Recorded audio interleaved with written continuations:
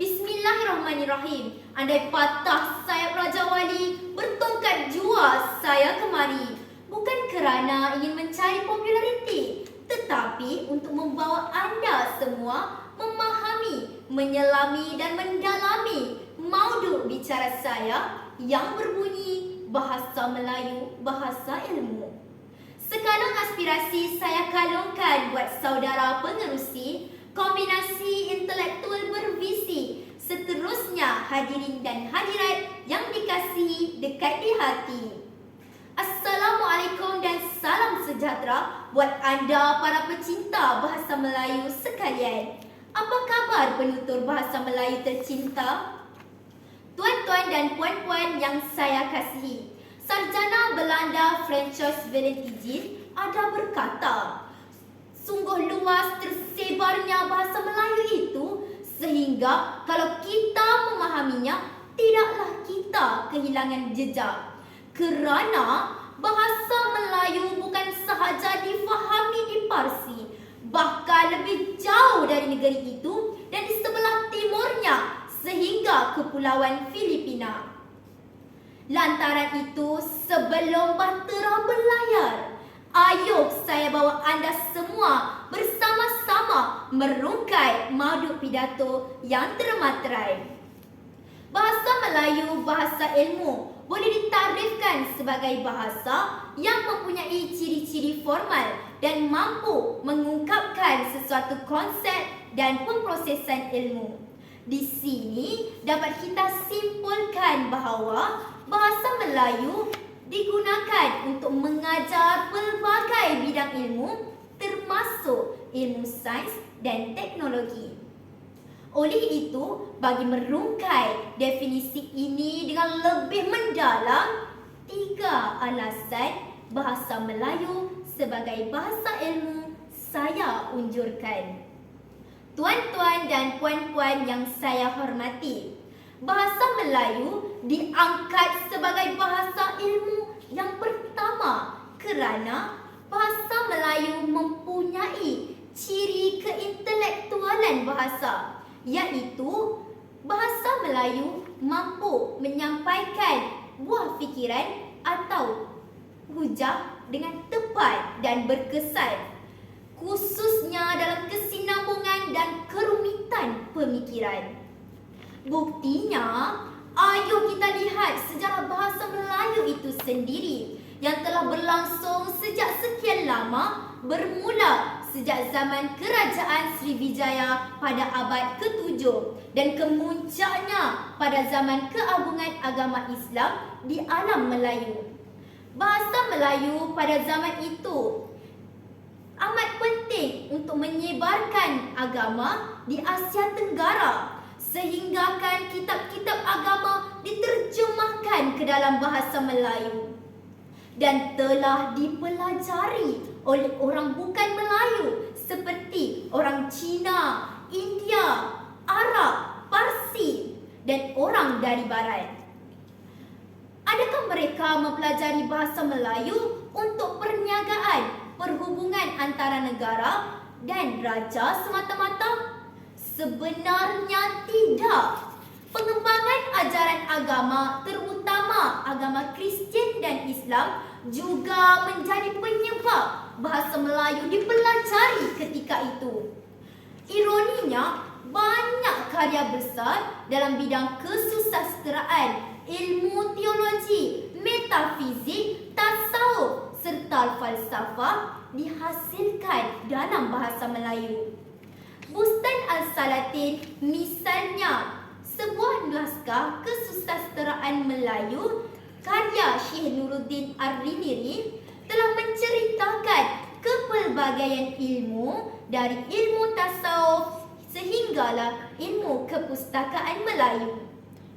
Tuan-tuan dan puan-puan yang dirahmati, alasan kedua bahasa Melayu diangkat sebagai bahasa ilmu ialah bahasa Melayu mempunyai kelenturan bahasa yang unik dan tersendiri. Maksudnya, bahasa Melayu boleh menyesuaikan dan disesuaikan dengan alam sekitar dan pembaharuan-pembaharuan yang berlaku dalam masyarakat.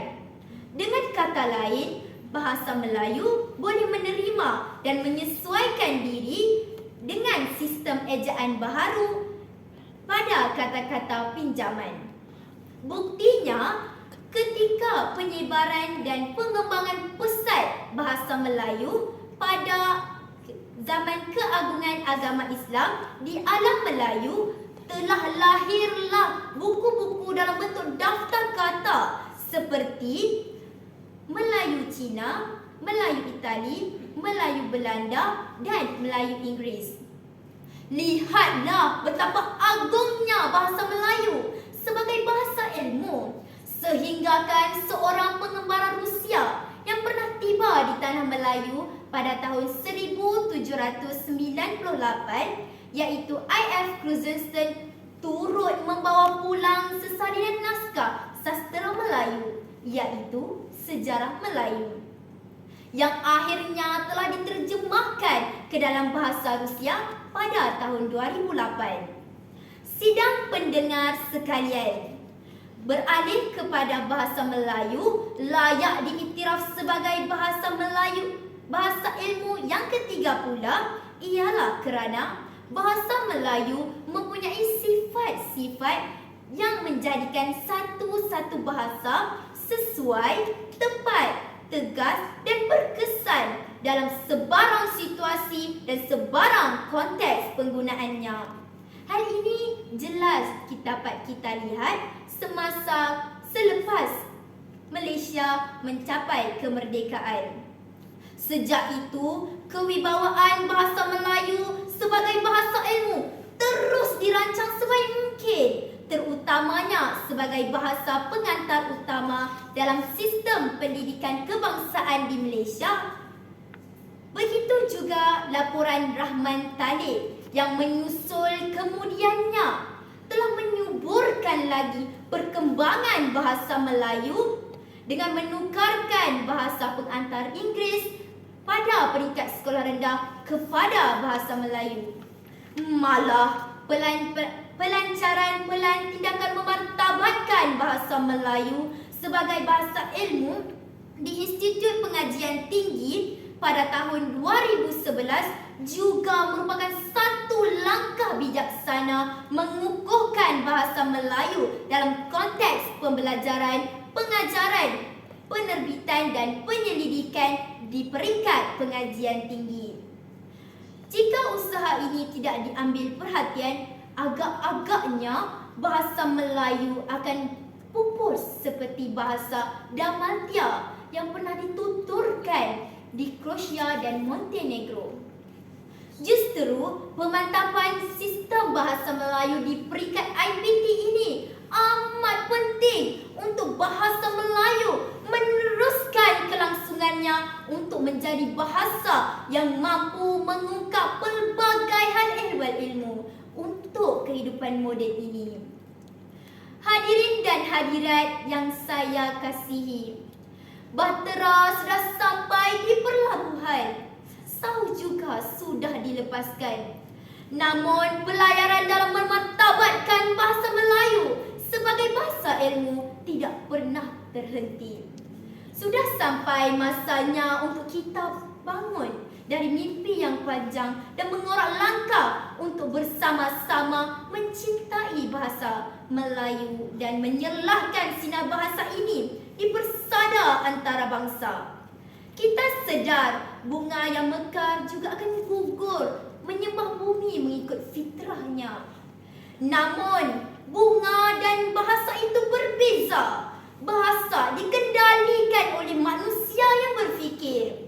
Jika kita membulatkan iltizam dan tekad di hati, pasti bahasa Melayu terus mekar mewangi. Ayuh bangunlah bangsaku, andalah penerus legasi bahasa Melayu, bahasa ilmu. Benarkanlah kata-kata Laksamana Hang Tuah, takkan Melayu hilang di dunia. Sekian, terima kasih.